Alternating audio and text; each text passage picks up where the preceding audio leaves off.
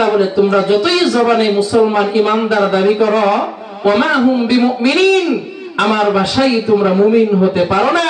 কেননা ফি কুলুবিহিম মারাদুন তোমাদের অন্তরের ভিতরে যে গুনাহ করেছো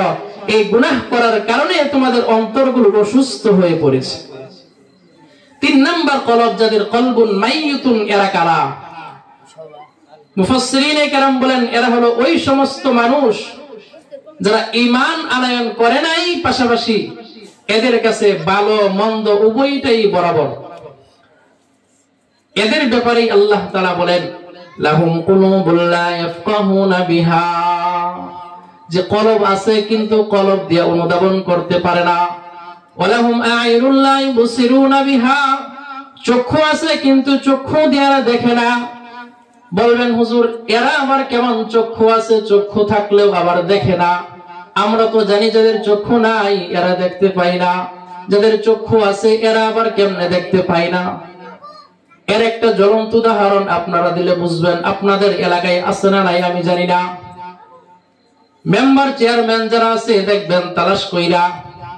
অভাবী গরিব দুঃখী মানুষ যারা খাইতে পারে না এদের ঘরে দেখবেন রেশনের চাউলের কাঠ নাই যারা অনায়াসে মাস শেষে 20-25 হাজার টাকা বেতন পায় আমার নিজের চোখে দেখা সরকারি চাকরি করে রিটায়ার প্রাপ্ত মাসে 25,000 টাকা বেতন পায় তার ঘরে রেশনের চাউল টিসিবির পণ্যের কাঠ কারণটা কি অথচ গরিব অসহায় আছে এরা না খেয়ে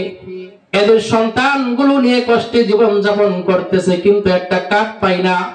এগুলো কি মেম্বার চেয়ারম্যানে দেখে না দেখে দেখে চক্ষু আছে এরা দেখে কিন্তু না দেখার বান করে কারণ কি কারণ জানে গরিব বেচারাকে কার দিলে টাকা পাওয়া যাবে না কিন্তু যার চাকরি আছে মাস শেষে 20-25 হাজার টাকা ইনকাম আছে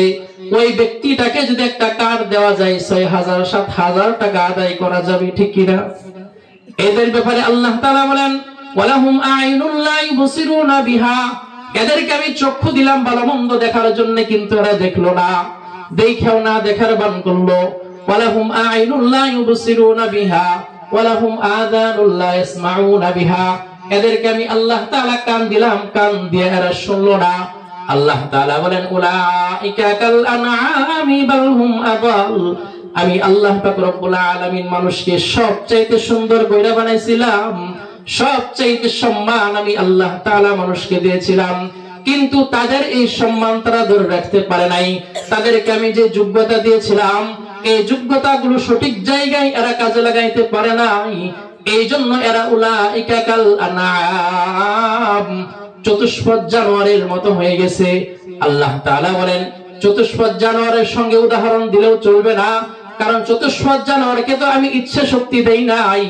ইচ্ছা শক্তি বাস্তবায়ন করার ক্ষমতাও আমি আল্লাহ তাআলা দেই নাই মানুষকে আমি ইচ্ছা শক্তি দান করলাম ইচ্ছা শক্তি বাস্তবায়ন করার ক্ষমতাও আমি আল্লাহ পাক রব্বুল আলামিন দান করলাম কিন্তু যেহেতু সে তার ইচ্ছা শক্তিকে ভালো জায়গায় খরচ করে নাই এইজন্য তার উদাহরণ চতুষ্পদ জানোয়ারের সঙ্গে দিলে হবে না মালিক বলেন বালহুম আদল বরং এরা চতুষ্পদ জানোয়ারের চাইতেও নিকৃষ্ট বলেন তো দেখি এরকম চতুষ্পদ জানোয়ারের চাইতেও নিকৃষ্ট মানুষ আমাদের সমাজে আছে না নাই আছে আল্লাহ পাক রব্বুল আলামিন বলেন এই যে ক্ষণস্থায়ী জিন্দেগিতে আমি তোমাকে সম্মান দান করলাম সবচাইতে সুন্দর কইরা বানাইলাম সাবধান সাবধান এই সম্মানটুকু তোমরা কিন্তু ধরে রাখবা অন্যথায় যদি ধরে রাখো তোমাদেরকে মরতে হবে আর যদি ধরে না রাখো তবু কিন্তু তোমাদেরকে মরতে হবে দুনিয়াতে কেউ চিরকাল থাকতে পারবে না এটাই আল্লাহ পাক রব্বুল আলামিন সূরা আলে ইমরানের 185 নম্বর আয়াতে আল্লাহ তাআলা বলেন কুল্লু নাফসিন যায়িকাতুল মাউত প্রত্যেক প্রাণীকেই মৃত্যুর স্বাদ গ্রহণ করতে হবে আপনারা কি বিশ্বাস করেন মরতে হবে কেউ যদি বিশ্বাস না করে যে মরবো না তার ঈমানই থাকবে না আর পৃথিবীতে এমন একটা জিনিস এটা কাফের বলেন মুশরিক বলেন হিন্দু বলেন বৌদ্ধ বলেন নাস্তিক বলেন মুরতাদ বলেন মুসলমান বলেন ঈমানদার বলেন এক বাক্যে সকলেই বিশ্বাস করে দুনিয়াতে যেহেতু আসছি মৃত্যু আমাদের করতেই হবে, মৃত্যুবরণ আমাদের করতেই হবে, এটা সকলেই বিশ্বাস করে। এই ব্যাপারে সকলেই একমত, এই ব্যাপারে কারো কোনো দ্বিমত নাই। আল্লাহ পাক রব্বুল আলামিন আরেক আয়াতে বলেন যে তোমাদেরকে যে মৃত্যুর স্বাদ গ্রহণ করতেই হবে, তোমরা যেখানেই থাকো না কেন মৃত্যু তোমাদেরকে পাকড়াও করবেই করবে। আইনামা তাকুনু ইদরিকুমুল মাউতু ওয়ালাউ কুনতুম ফি বুরুজিম মুশাইয়াদা। আল্লাহ তাআলা বলেন তোমরা যেখানে অবস্থান করো না কেন মৃত্যু তোমাদেরকে পাকড়াও করবেই করবে।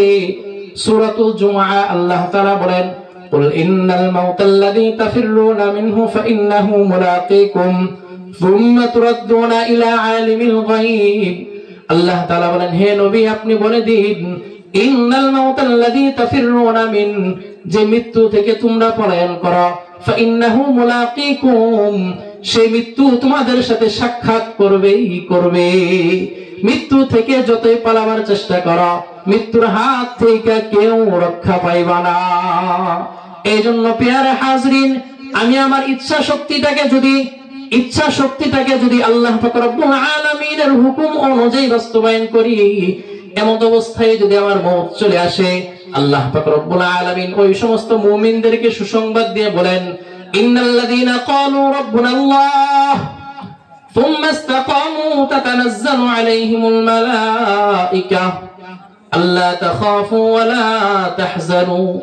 ওয়া আবশিরু বিল জান্নাতিল্লাতী কুনতুম তুআদুন। আল্লাহ তাআলা বলেন ইন্নাল্লাযীনা ক্বালু রাব্বুনাল্লাহ, যারা বলবে আমার রব হলো আল্লাহ, সুম্মা ইসতাকামু, অতঃপর যারা এই আমার রব আল্লাহ এটার উপর ইস্তেকামত থাকবে, অটল থাকবে, আল্লাহ তাআলা বলেন এমন অবস্থায় যদি তার মওত চলে আসে, সুম্মা ইসতাকামু তাতানাজ্জালু আলাইহিমুল মালায়েকা, আসমান থেকে আমি আল্লাহ পাক রব্বুল আলামিন মৃত্যুর সময় তার সামনে ফেরেশতা পাঠিয়ে দিব। সুবহানাল্লাহ বলেন। তো ফেরেশতা তো আল্লাহ পাক রব্বুল আলামিন ঈমানদার যারা এদের মৃত্যুর সময় পাঠাবেন, বদকার যারা এদের মৃত্যুর সময় পাঠাবেন। তবে ঈমানদারদের মৃত্যুর সময় ফেরেশতা আসবে এক রূপে, আর বদকারদের মৃত্যুর সময় ফেরেশতা আসবে আরেক রূপে। আয়াতের ব্যাখ্যায় বলেন মুমিন বান্দার যখন মওতের সময় হবে, ফেরেশতারা জান্নাত থেকে একটা রেশমি রুমাল নিয়ে ওই মৃত ব্যক্তির চোখের দৃষ্টি যত দূর যায় এত দূর পর্যন্ত দুই পার্শ্ব দিয়ে ফেরেশতারা বসে থাকবে, এবং মাঝখান দিয়া মালাকুল মাউত আজরাইল আলাইহিস সালাতু ওয়াস সালাম জান কবজ করার জন্য চলে আসবে। তো মৃত ব্যক্তি দেখা, তাদের এই জান্নাতি চেহারা দেখা, তাদের প্রত্যেকের হাতে জান্নাতি রেশমি রুমাল দেখা মৃত ব্যক্তির মন আনন্দে আত্মহারা হয়ে যাবে। এমন অবস্থায় মালাকুল মাউত আয়েশা বলবে আল্লা তাখাফু ওয়া লা তাহজানু,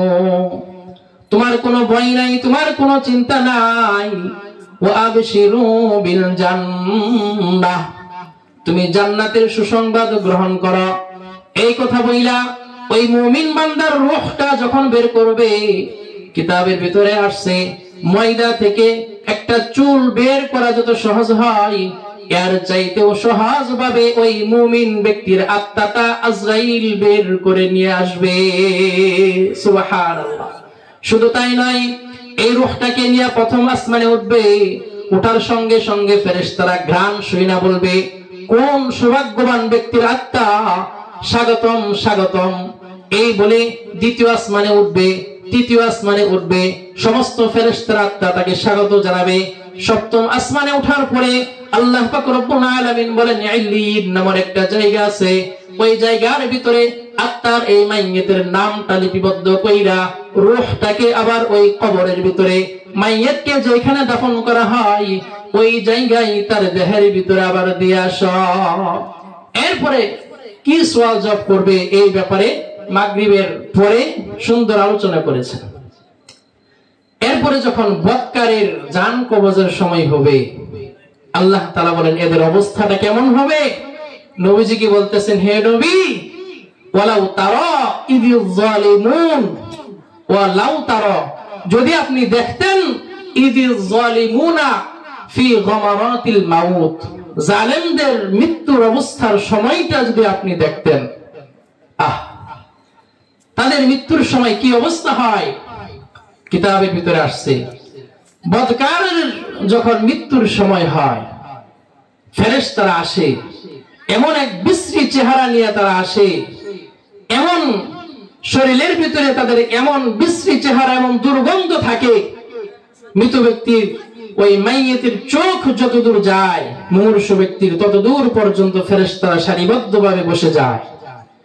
এবং তারা পচা দুর্গন্ধ জাহান্নামের একটা চট নিয়ে তার সামনে হাজির হয়।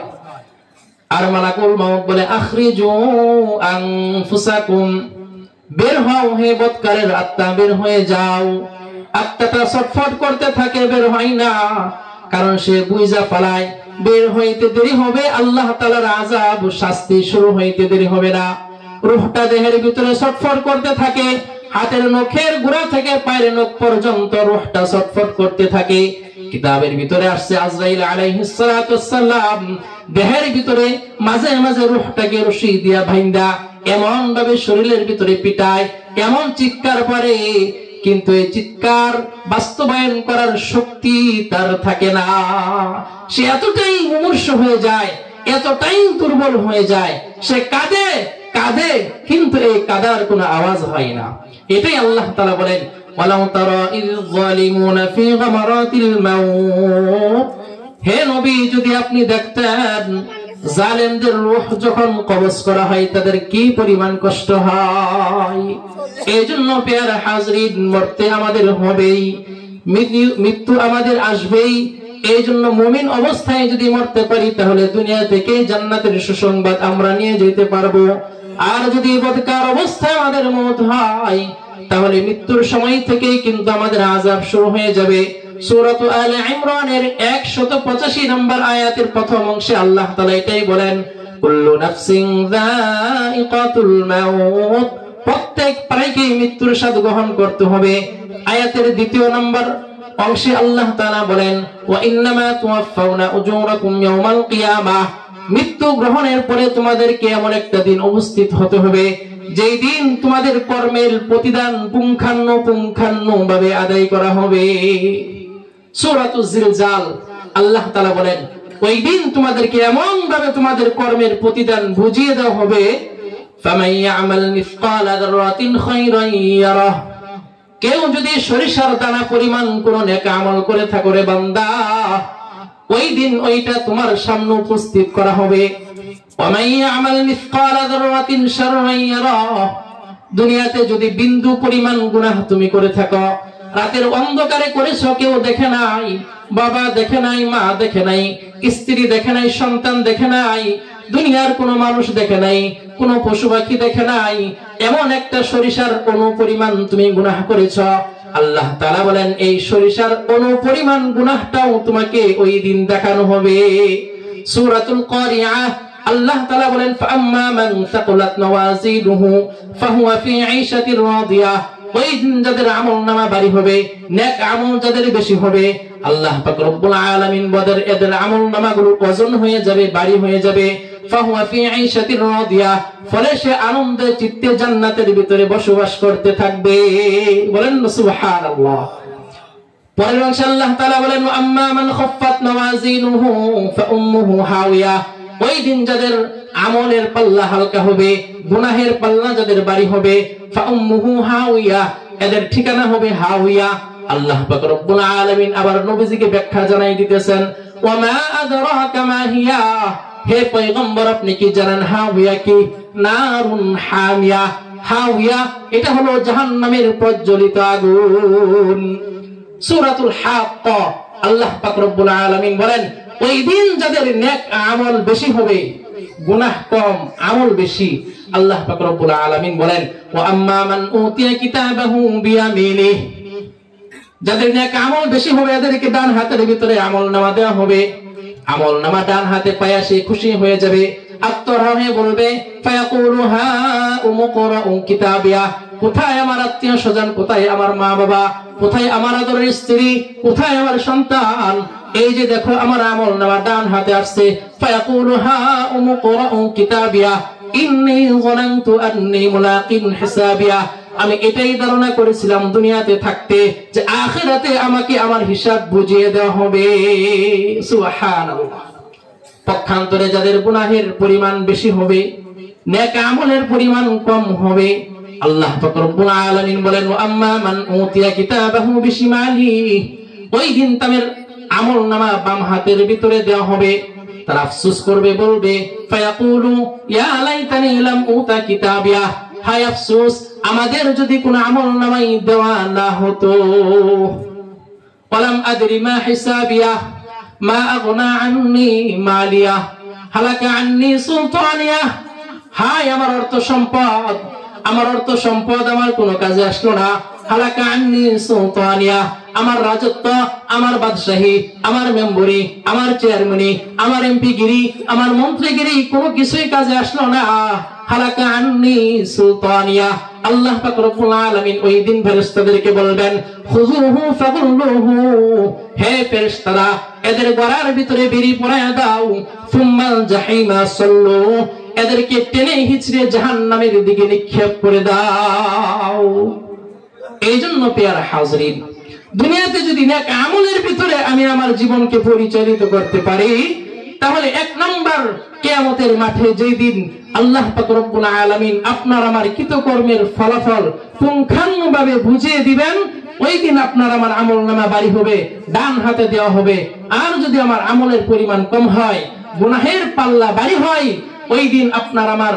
আমলের পাল্লা হালকা হয়ে যাবে, বাম হাতে আমলনামা দেওয়া হবে। আল্লাহ পাক রব্বুল আলামিন সূরাতুল বনী ইসরাঈলের ভিতরে বলেন ওই দিন আমি বান্দাদেরকে আমার এই আমলনামা পড়তে দিব। ইকরা কিতাবাক কাফা বিনাফসিকাল ইয়াওমা আলাইকা হাসিবা। আমি আল্লাহ পাক রব্বুল আলামিন ঘোষণা করব, হে আমার বান্দারা, দুনিয়াতে তুমি যত কাজ করেছো, যা কিছু করেছো, তুমি এই তোমার আমলনামা দেখে নাও। ইকরা কিতাবাক, তুমি তোমার আমলনামা পড়ে নাও। কাফা বিনাফসিকাল ইয়াওমা আলাইকা হাসিবা, আজকে তুমি তোমার আমলনামা পড়ার পরে তুমি সিদ্ধান্ত নিতে পারবা তুমি জান্নাতি হবে না জাহান্নামী। ওই দিন কাফেররা আফসোস করে বলবে, সূরাতুল কাহফ আল্লাহ পাক রব্বুল আলামিন বলেন কাফেররা ওই দিন বলবেন ওয়ায়াকুলুনা ইয়া ওয়াইলাতানা মা লিহাদাল কিতাব। কাফেররা ওই দিন আশ্চর্য হয়ে বলবে, হায় আল্লাহ, এটা কেমন কিতাব, মা লিহাদাল কিতাব, এটা এমন কিতাব, এটা কেমন কিতাব, লা ইউগাদিরু সাগীরাতান ওয়ালা কাবীরাতান ইল্লা আহসাহা, ছোট থেকে ছোট একটা গুনাহ কেউ ছাড়ে নাই, যাররা থেকে যাররা একটা নেকিও ছাড়ে নাই, এটা কেমন কিতাব আল্লাহ। ওই দিন কাফেররা আশ্চর্য হয়ে বলবে, আর বলবে ওয়ায়াকুলুল কাফিরু ইয়া লাইতানি কুনতু তুরাবা, হায় আল্লাহ, হে মাবুদ, আমার এমন আমলের বেহাল দশা দেখার চাইতে যদি আমি আজকে মাটি হয়ে যেতাম, আমার জন্য কতই না ভালো হতো। এই জন্য প্রিয় হাজরিন, ক্ষণস্থায়ী জিন্দেগির এই অল্প সময়ের ভিতরে শয়তানের ধোঁকায় পড়ে আমাদের এই মূল্যবান সময়টুকুকে শয়তানের রাস্তায় খরচ না করে আমরা যদি ইবাদতের ভিতরে আল্লাহ পাক রব্বুল আলামিনের গোলামির ভিতরে আমাদের হায়াতটুকু পার করতে পারি, আল্লাহ পাক রব্বুল আলামিন সূরাতু আলে ইমরানের 185 নম্বর আয়াতের 3 নম্বর অংশে বলেন ফামান যুহজিহা আনিন নার, ওই দিন কিয়ামতের মাঠে তোমাদেরকে যখন জাহান্নাম থেকে মুক্তি দেওয়া হবে, ওয়া উদখিলাল জান্নাহ, এবং জান্নাতে তোমাদেরকে প্রবেশ করানো হবে, ফাকাদ ফাজ, এরাই হবে ওই দিন চূড়ান্ত পর্যায়ে সফলকাম ব্যক্তি। আল্লাহ পাক রব্বুল আলামিন যে কথাগুলো বললাম আমাকে এবং আপনাদের সবাইকেই আমল করার তৌফিক দান করুন।